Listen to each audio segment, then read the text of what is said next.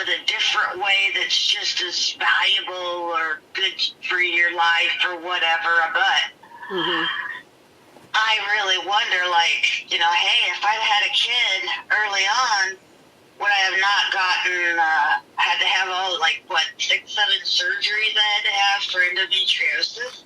Endometriosis disappears for a lot of people when they have a baby. Yeah. Would I have figured out money and practicality because I had to, because another life Dependent on it? Dependent on me? Yeah. I've seen it happen with my niece, two of my nieces, and that friends along the way, you know, so I think we just don't know we don't know what's important until we're missing it, and even then we don't want to admit it half of the time. Yeah. Oh, that was good. We should have kept that. Like I said, we've been trying to deny nature for 2,000 years, and thinking that we could control nature for 2,000 years because we were afraid of it a lot of times. But we've got to realize, and even, you know, one of the things I'm noticing is that even nature isn't as violent as we think it is. Yeah, things eat each other. It's all predator and prey, but that's not the whole of the, you know, the whole of what an animal does all day.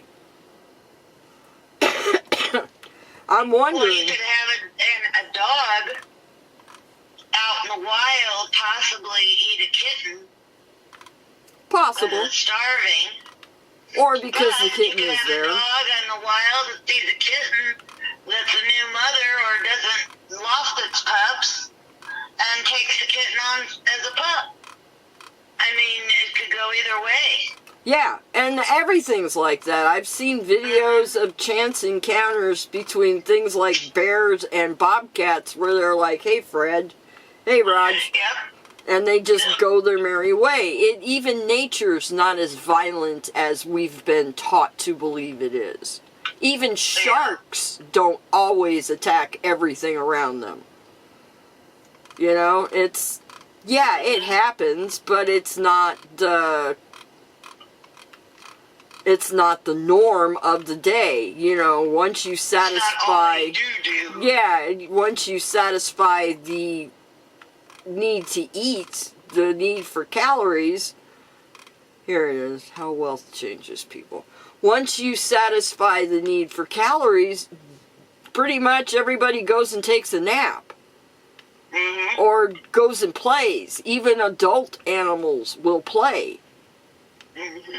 So, why do we think it's all... And people are... One of the things that's coming with the advent of cameras in your pockets are the times that wildlife comes up to people looking for help or looking to interact, you know. It happens. Not, then you get the assholes that walk up to the, no. You don't walk up to it. It walks up to you, or you don't go there. Somebody posted a video on, it was a subreddit called The Oceans Are Fucking Lit. And usually it's just, you know, amazing undersea footage or whatever. And this guy, I guess he was where there were some, those pufferfish.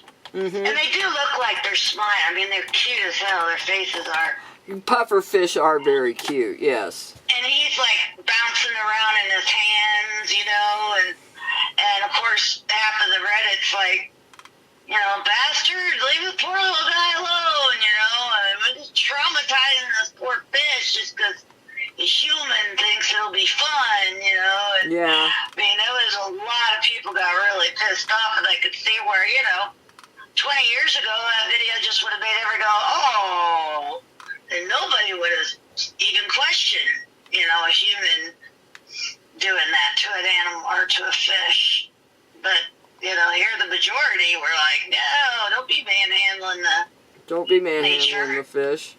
Well, there's a line, you know. Like I said, if it walks up to you, then you can interact. Yeah. don't go walking up to it and expecting it to be all cuddly. You could get yourself mauled. Yeah. Okay, I couldn't find it on YouTube, so I posted it to your Facebook, even though I know you probably won't look at it, but it's there. Well, I'm trying a little more.